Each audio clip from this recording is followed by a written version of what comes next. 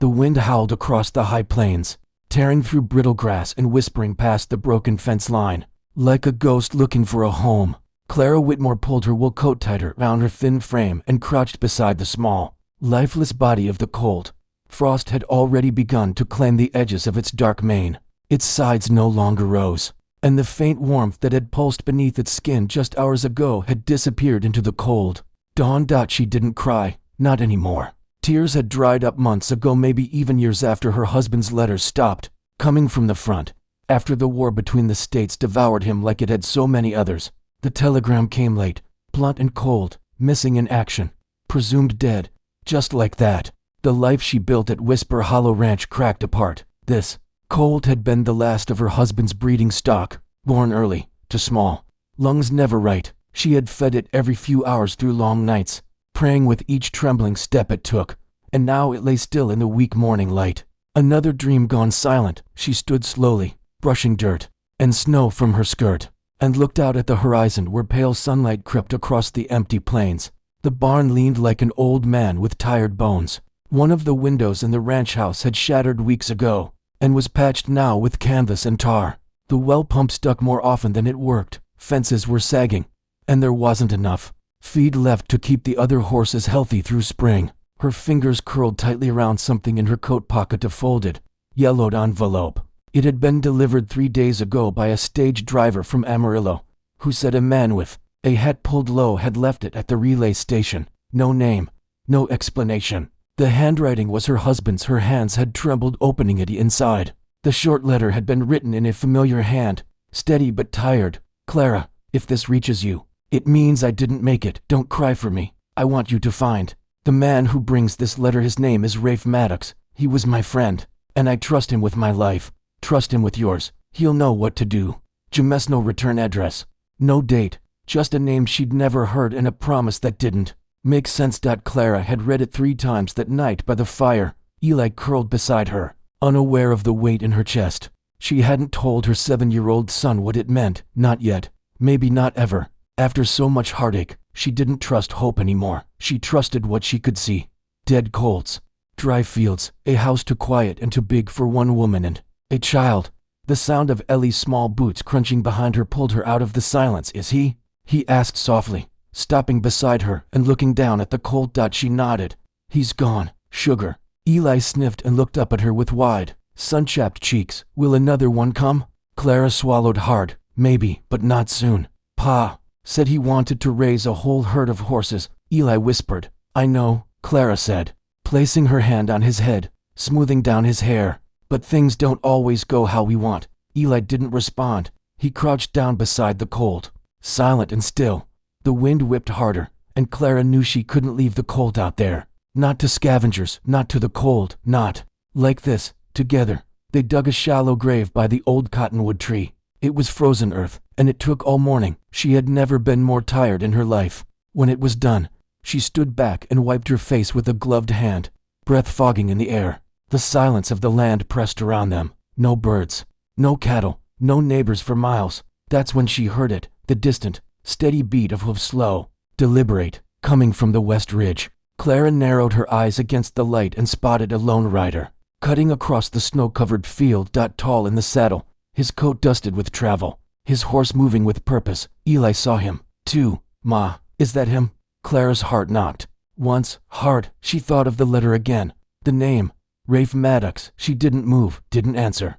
Just watched as the stranger rode closer, past the leaning fence posts, past the frozen well. He dismounted slowly, respectfully, like a man who knew grief when he saw it. His horse nickered softly, sensing the solemn stillness in the air. Clara stepped in front of Eli and tightened her grip on the shovel, her breath catching.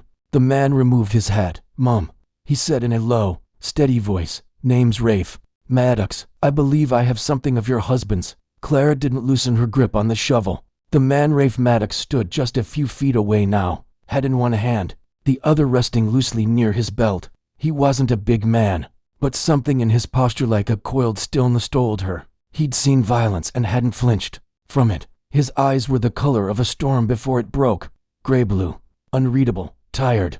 He glanced past her to the small grave under the cottonwood, then looked at Eli and nodded gently, as if to say he understood. You knew my husband? Clara asked, voice sharp with suspicion. I did, he said plainly. We rode together near the Red River line. He saved my life more than once. Eli peeked out from behind her. Did he talk about us? Rafe gave a slow nod. Often. It was the way he said it that made Clara pause, not with the syrup of charm or pity, but with the gravel of truth. She stepped aside, motioning him toward the porch. The three of them walked in silence. Once inside, she poured black coffee into chipped mugs. The fire in the hearth had gone weak, and she fed it more. Wood as Rafe stood near the table, reluctant to sit. He pulled something from inside his coat, a leather pouch, worn and tied with a red string. He placed it carefully on the table. This was James's. He told me to give it to you if anything happened. Clara stared at it a moment before she sat. Her hands hovered over the pouch, then untied the string with trembling fingers. Inside was a folded piece of paper and a small locket, the one she'd given James the night before he left for the war. She opened it slowly. Her picture, and Ellie's baby face, stared back. Clara's throat tightened. Rafe looked away, giving her space. When she finally unfolded the letter, James's words were few, but they cut deep. Clara, I'm sorry. I should have never left you. I thought I was doing the right thing. If Rafe brings this to you, it means I didn't make it back. Trust him. He's good. He doesn't say much, but his heart's right. He knows about the land. He'll help. Tell Eli I love him. Always. Jamesi read it twice, 3 times, then folded it and tucked it close to her chest. I don't know what land he meant, she said, her voice barely more than a whisper. Rafe took a sip of the bitter coffee and finally sat. Before he died, James filed a deed under your name, West Quarter near the river. He said it was rich soil, good for grazing. Told me to help you hold it. Clara blinked. Why would he do that? He wanted you and Eli to have a future, something untouched by war. Rafe set the mug down. Said you were stubborn enough to build it on your own, but smart enough to accept help if it came honest. That earned a quiet huff from her. He knew me too well. Silence stretched between them. You're not here to take anything? She asked. No, ma'am. I got no stake in this. I buried James myself. This is just something I said I'd do. He hesitated. I'll stay a few days if you'll allow it. Fix that fence. See what shape the barn's in. Then I'll move on. Ellie's voice piped up from near the hearth. Can you ride real fast? Rafe turned, cracking the faintest smile. Fast enough. You know how to shoot. I do. Ever wrangle a rattler? Rafe's eyebrow lifted. Once or twice. Clara watched the exchange with a strange stirring in her chest. Her son hadn't lit up like that in weeks, maybe months. Since James's death, Eli had grown quiet, too, much like her, holding grief close like a second skin. Now he bounced on the balls of his feet, suddenly full of questions for this quiet cowboy with the haunted eyes. She didn't want to trust him. She couldn't afford to. But when she looked at the worn lines on his face, the way he sat with stillness earned through hardship, and how gently he looked at her son, Clara realized something she hadn't let herself feel in a long time. This man wasn't running. He was keeping a promise. She leaned back in her chair and nodded once. We could use help mending the barn roof, feeds running low, and the wells acting up again. Rafe stood. I'll get to it. Clara watched him walk out the door with his coat flapping in the wind, his boots crunching over snow and mud as he moved toward the barn. She hadn't meant to let anyone in again, but as she touched the letter and stared at the locket in her palm, a thought flickered like a tiny ember in her soul. Maybe James hadn't left her alone after all. Snow clung to the window panes as the sun crept higher over the barren hills. Clara stood at the kitchen sink, watching Rafe move with quiet purpose across the yard. His figure looked almost carved from the landscape, steady, deliberate, unshaken. By the cold, he'd been up before first light, mending a fence that had sagged since autumn. She hadn't asked. He'd just gone out and started. Clara didn't know what to make of him yet. He wasn't like any man she'd ever known, not boastful like the traders, not cruel like some of the hands her husband had once hired, and he wasn't trying to charm her. He barely spoke at all, but there was something in his silence that made her listen anyway.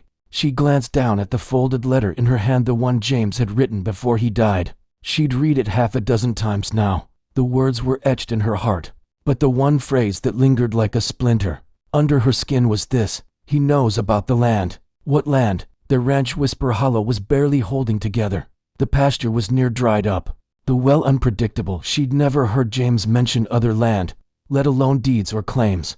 And yet Rafe had said it with such certainty. West Quarter near the river. After putting Eli down for a nap, Clara lit a lantern and made her way to the old trunk in the back bedroom. It was where James had kept war letters, ledgers, and spare rifle rounds. She opened the heavy lid and dug past layers of dust, fabric, and forgotten memories until she found a leather-bound folder. Inside were several old receipts, a map, and there it was, a deed, marked with her name.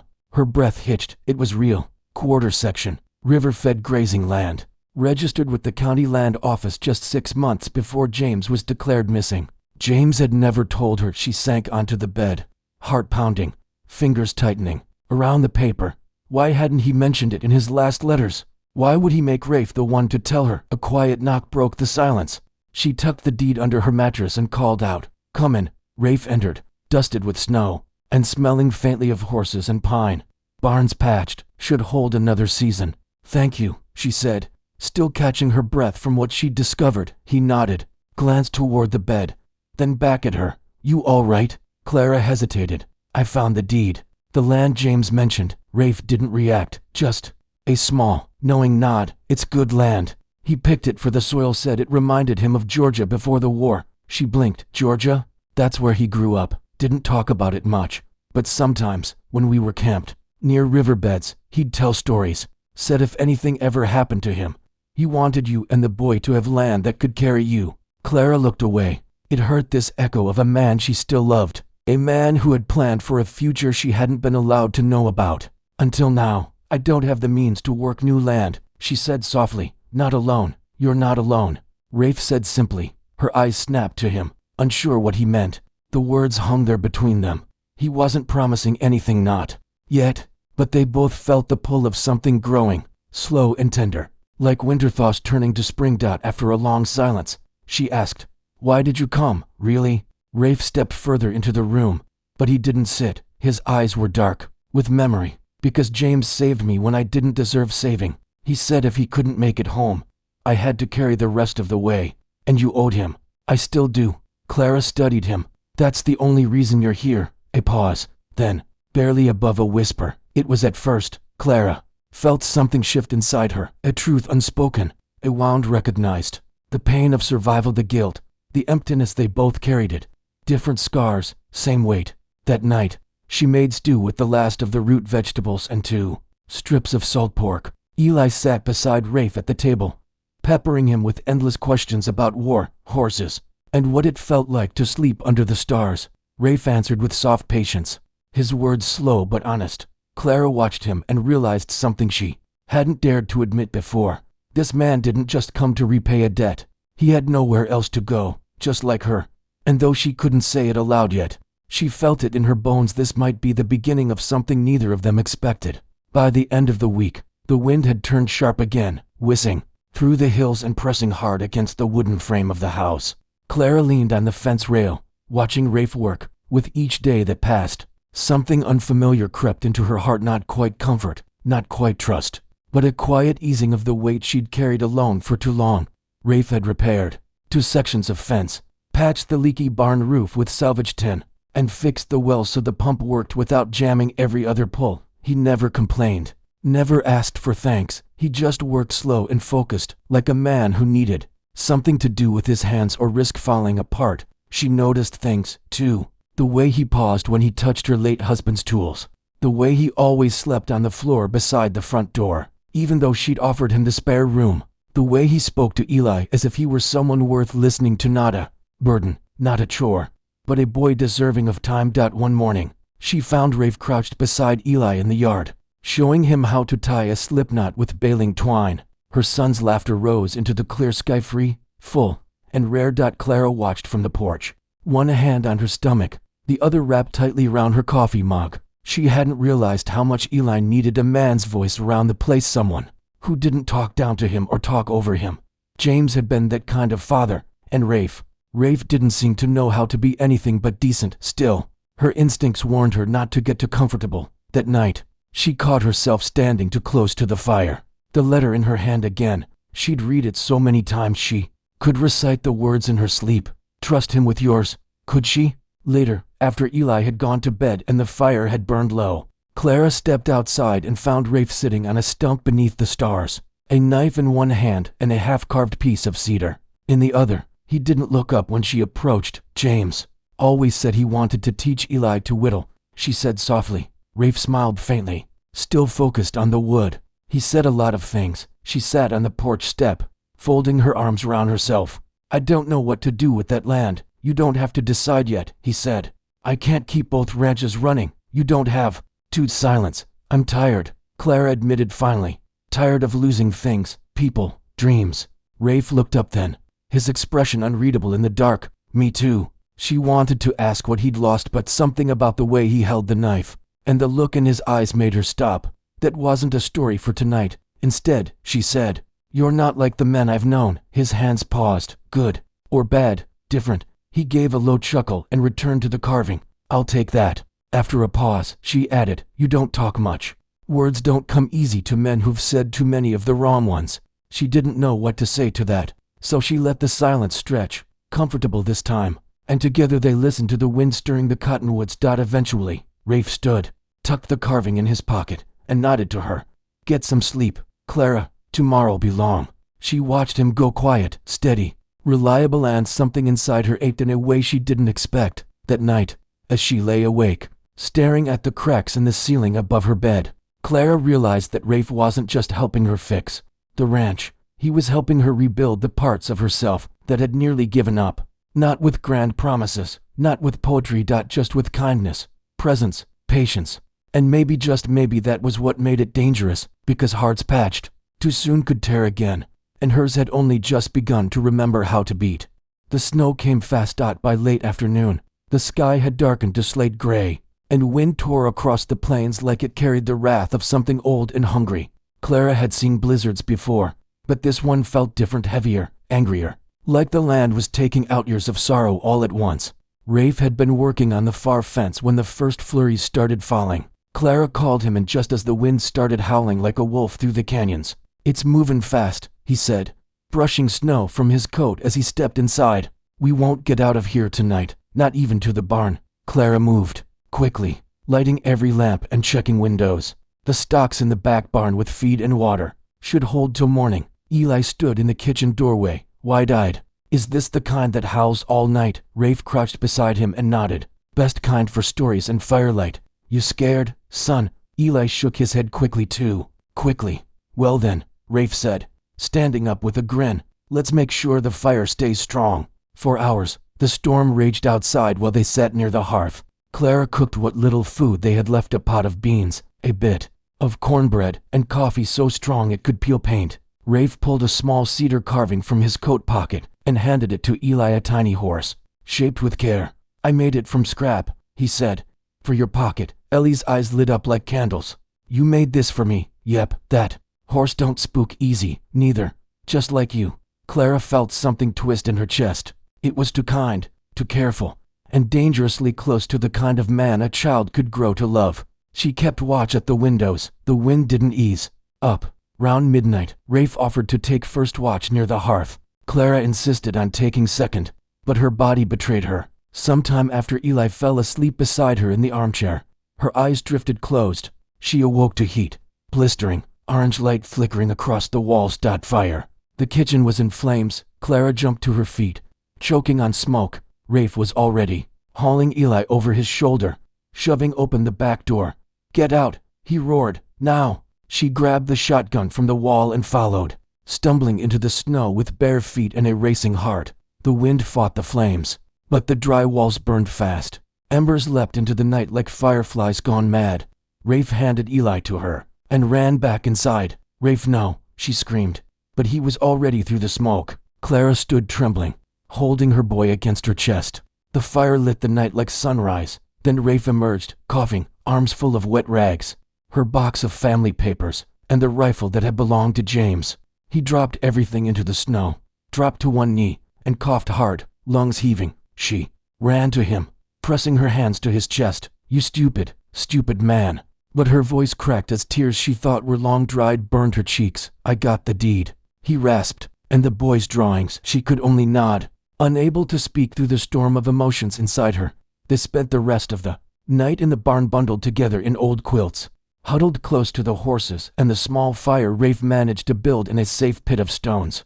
Clara checked Ellie's fingers and toes, warmed them against her chest, and whispered lullabies until he slept. Then she turned to Rafe. He sat in silence, his arms resting on his knees, gaze locked on the fire. You could have died, she whispered. He didn't answer right away. Then, didn't matter. Her jaw clenched. Don't say that. He looked at her, then eyes heavy with sorrow, smoke, and memory. I've done things, Clara. Bad things. James was the best man I ever knew. When he gave me a piece of your future to protect, I figured it was the only right thing I'd ever get to do. Clara shifted beside him, the soft creak of hay beneath them. You keep saying you're just here to help, just doing what James asked. I am.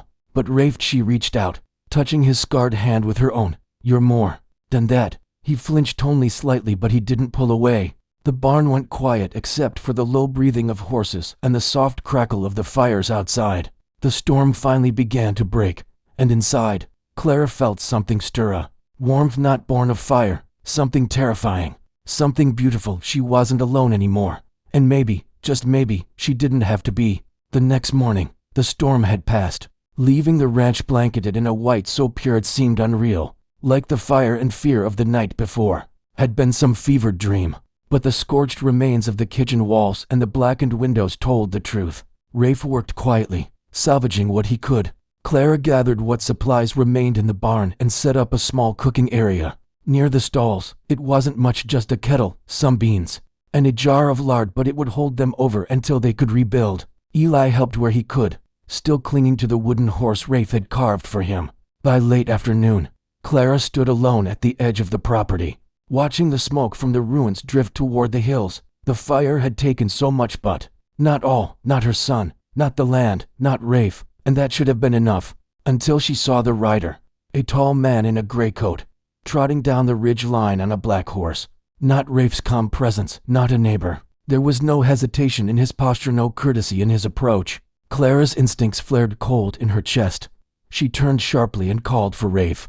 By the time the rider reached the front gate, Rafe was already at her side, jaw tight, one hand resting on the handle of his Colt .45. The stranger stopped his horse just past the burned porch. He tipped his hat, revealing a hard, sharp face with dark eyes that scanned the ranch like it belonged to him. Afternoon, he said, his voice smooth but soulless. Name's Clay Tavin. I believe this land still owes me something. Clara narrowed her eyes. I don't know you, not yet, but your husband sure did. We had business. He dismounted slowly, his boots crunching in the snow. Real shame about the fire, but a place this broken down might be better off leveled, don't you think?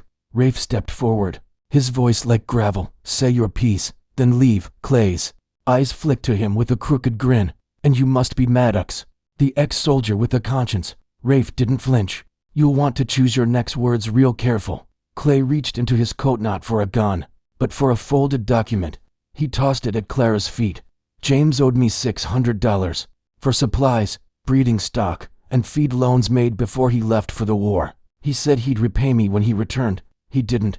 So by Texas claim law, I can take collateral. Clara picked up the paper with shaking hands. It bore James's signature. Her heart twisted. I didn't know anything about this, not surprised. He probably thought he'd make it back in time to handle it himself. Rafe moved closer to her, not touching her, but near enough that she felt his presence like a shield. Clay smirked. I'll give you a week to clear out, or you can buy it back from me for triple what's owed. That land near the river. I know about that, too. Clara's jaw clenched. You're not getting this land. Clay tipped his hat. Then I guess I'll see you in a week with men. He turned, mounted up, and rode off without another word. When he was gone, Clara dropped the paper and pressed a trembling hand to her lips. Rafe picked up the paper, read it silently, then crumpled it and shoved it into his coat. You believe him? She asked. I believe he thinks he can scare you off. He might be right, she whispered, ashamed of how small her voice sounded. Rafe turned to her. Don't let him take what James died to protect. Don't let him take what you've kept alive. But I can't fight him. Rafe, I can't win a war one didn't start. You're not alone. She looked at him, then really looked. His eyes burned with something fierce and familiar. He wasn't just here because of a letter or a debt. He was here because somewhere along the way, this place she had become something worth standing for. I need to know, she said. If you stay, is it just because of James? Rafe stepped forward, his voice low and certain. I stayed for James, but I fight for you. The words nearly broke her. She nodded once. Then we fight. The snow had mostly melted by the time Clara found Rafe alone in a half-collapsed shed. Behind the barn, he was sharpening a knife with steady hands, but his jaw was clenched tight, his shoulders tense. He hadn't said much since Clay Tavin rode off 2 days earlier, but Clara could feel something in him brewing, something darker than just anger. She stepped into the doorway and waited. He didn't look up. "You haven't slept much," she said softly. He ran the whetstone down the blade with one slow stroke. "Didn't come here to rest." Clara folded her arms, leaning against the post. "But you came here to fight, didn't you?" "I came here to finish something," he said, the edge of pain in his voice unmistakable. She hesitated. "What did he mean, Tavin, when he called you the ex-soldier with a conscience?" Rafe finally looked up. His eyes weren't cold, but tired in the way men looked after carrying burdens too long without setting them down. He wiped the blade, slid it into the sheath, and sat back against the wall. "During the war, I was with a Raider unit. No uniforms, no rules. We burned Confederate supply lines, Union depots, sometimes both, depending who paid better. James found me bleeding under a tree outside Vicksburg. Could have left me, should have, but he didn't." Clara came closer, her breath catching. "He saved your life. He saved more than that." Rafe paused. "He told me I still had a choice, that what I'd done didn't have to be all I ever was." She knelt beside him. "What did you do?" He didn't answer at first, just looked down at his hands, like he could still see the blood. "There was a farm to brothers, and their ma. We'd heard they were hiding horses for a Southern regiment. My captain said burn it all, leave no witnesses." Clara said nothing. The silence between them was heavy, thick with things unsaid. "I didn't light the fire," Rafe continued, "but I didn't stop it either. I just walked away." Clara's voice was barely a whisper, and James knew. He knew everything, and he still called me brother. She sat beside him then, close enough that their knees touched. "That man died with honor. He believed in you. He believed in this place, and in me." Rafe stared at her. "I ain't a good man, Clara." "You don't have to be," she said.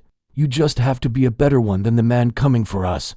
A long silence followed. Then she reached into her coat pocket and pulled out the locket James had carried through the war. She placed it in Rafe's palm. He shook his head. "I can't take this. It's not yours to keep, but it's yours to care for now, until this is over." He closed his fingers round the locket, then gently touched her hand. His calloused thumb brushed over her wrist, and the simple warmth of that contact made Clara feel like she'd stepped too close to a flame. But she didn't pull away. Later, as the sun set and cast long shadows across the snow, Rafe began preparing for Clay's return. He rode into town for supplies, bought nails, rope, and ammunition with the last of his money, and returned with a quiet determination that made Clara's chest ache. At night, Eli crawled into Rafe's lap near the fire and asked, "Are you gonna stop the bad man?" Rafe looked him in the eyes. "I'm gonna try." "Are you scared?" "Yes," Rafe said. "But being brave don't mean you ain't scared. It means you stand up anyway." Clara turned away, blinking back tears. That answer was something James might have said. And for the first time since the war, since the silence of that telegram, she realized something painful and beautiful all at once. She didn't just miss James. She missed believing in someone. And slowly, Rafe Maddox was becoming someone worth believing in. 3 days later, just after dawn broke gold across the ridge, Clay Tavin returned. But this time, he didn't come alone. Clara stood on the porch with Eli tucked behind her, her fingers wrapped tightly around the Winchester rifle Rafe had cleaned and loaded just that morning. Across the yard, 5 men rode in with Tavin armed, rough-faced. The kind of men who got paid for making others leave without asking why. Rafe stood in the center of the yard, coat dusted with frost, wide-brimmed head casting a shadow over his eyes. He had no rifle, no pistol drawn, just his presence and the hard, unflinching silence of a man who had already decided he wouldn't run.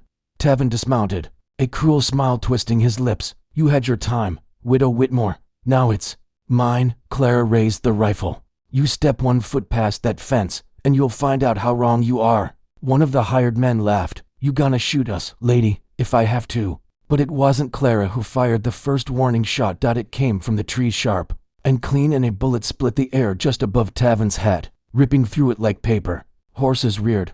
Tavin cursed and ducked low. Rafe didn't flinch. From the tree line, 4 neighbors emerged, rifles at the ready, old ranchers and hands who had watched the Whitmore family hold this land through drought, war, and fire. Men who'd been skeptical of Rafe at first, until he'd helped mend fences, bury livestock, and deliver feed without asking a dime in return. One of them, an older man named Bo Jackson, rode forward and called out, "This land belongs to Clara, her husband. Was a soldier. You want to steal from her, you go through us." Tavin looked around, realizing too late that the numbers had changed.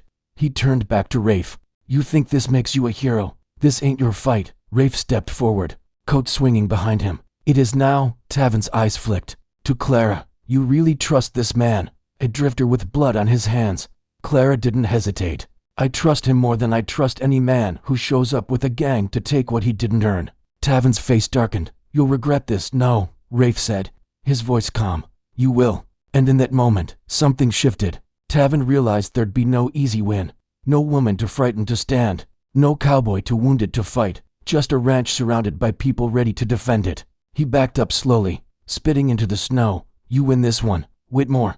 But this ain't over." Then he mounted his horse and rode off, his hired men following, less eager than when they arrived. Silence settled over the land like snow after a storm. Bo turned to Clara and tipped his hat. "You ever need anything again, just say the word." "Thank you," she whispered, voice thick with emotion. As the neighbors rode off, Rafe turned to her. He looked worn, like the years had finally caught up to him.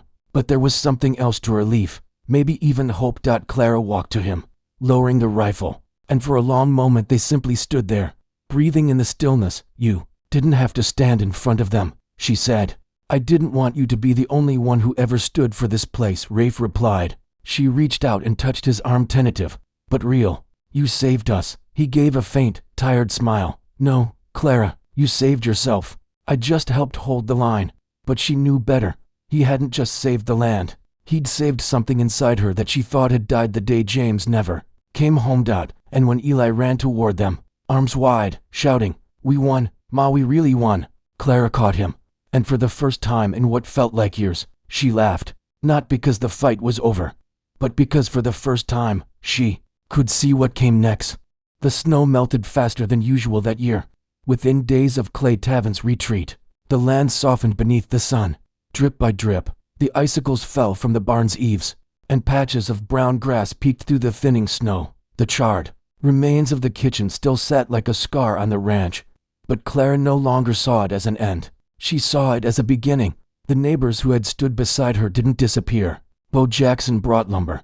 Mrs. Wilkins from across the valley brought flour and sugar. Others brought nails, rope, old tools, and stories of her husband, stories she'd never heard before. James had meant something to them, and because of that, so did she. Clara worked harder than she ever had, hammer in hand by dawn, stitching new curtains by dusk, tending to Eli between tasks. She was rebuilding, not just the house, but her belief in people, her belief in herself, and always, Rafe was there. He didn't ask questions. He didn't offer promises. He simply stayed. He hauled timber, re-roofed the new kitchen, split firewood, taught Eli how to hold a pocket knife without slicing his thumb. At night, when the wind quieted and the fire inside didn't flicker from fear, Clara would sometimes find herself watching him, not for what he did, but for what he was. Solid, present, safe. But there was still a weight between them, something unsaid. It came to a head one evening when Clara found Rafe at the edge of the pasture, staring west, saddle packed, rifle strapped across his back,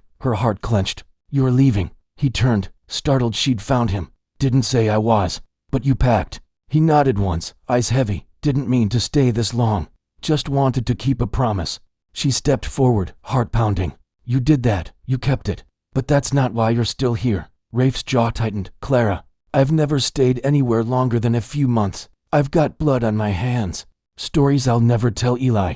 I can't be what you deserve." She moved closer, fierce now. "You don't get to decide what I deserve. You don't get to leave without hearing this." He froze. She reached for his hand and placed something in it. It was the carved wooden horse, the one he gave Eli weeks ago. "He dropped it in the hay tonight's back," she said softly, "and cried until I found it. Said it keeps him safe when you're not near." Rafe looked down at the carving. His fingers closed around it like it was a lifeline. Clara continued, her voice cracking. "You didn't just fight off a land thief, Rafe. You gave my boy a reason to believe in men again. You gave me a reason to breathe again." He swallowed hard. "Clara, you want to leave," she said, stepping even closer. "Fine, I won't stop you. But don't you dare ride off thinking you didn't change us, that you didn't matter." Rafe stood there, struggling against something buried deep. Then, quietly, "I don't know what comes next." Clara's reply was a whisper, "Neither do I. But maybe we find out together." She reached for his coat, and he let her pull him close until her forehead rested against his chest and his arms came around her, like they were always meant to be there. And in the stillness of the moment, with the land thawing and life coming back into every corner of Whisper Hollow, Rafe Maddox finally let himself believe. Maybe he'd found a place he didn't need to leave. Spring arrived like a whispered promise, slow but sure. The burned kitchen had been rebuilt with thick cedar walls and a hand-laid stone hearth. The windows led in morning light, and the table James once carved now sat beside fresh curtains Clara had sewn herself. Outside, the pasture was greening, and tiny wildflowers pushed their way up through the thawed earth, bold, stubborn little things that refused to stay buried. Much like Clara, much like Rafe, he didn't leave. Not after that night at the fence line. Not when the road west opened wide and the world whispered escape. Instead, he unpacked his saddlebag, fixed the back gate, put his name down with the county clerk, not to take the land, but to help Clara protect it. Together, they worked the river quarter James had claimed for her. It wasn't easy, but the soil was good. Rafe said it held water deep, like old secrets. Clara thought it sounded a lot like him. One warm afternoon, Clara stood beside the newly planted corn rows, watching Eli run through the field with the wooden horse still in his pocket. His laughter carried across the breeze like music. Rafe joined her with a tin mug in hand and a tired smile. "He's grown. He's happier," she said. "So am I." They stood there a while, watching the boy chase butterflies. Then Clara turned to him, eyes full of quiet certainty. "James told me once that loving someone after grief wasn't betrayal," she said. "It was healing." Rafe didn't speak, he just listened the way he always did, letting her say what mattered without rushing. She stepped closer. "I still miss him. I always will." "I know," he whispered, "but I don't think I'm meant to carry that love alone anymore." He swallowed hard.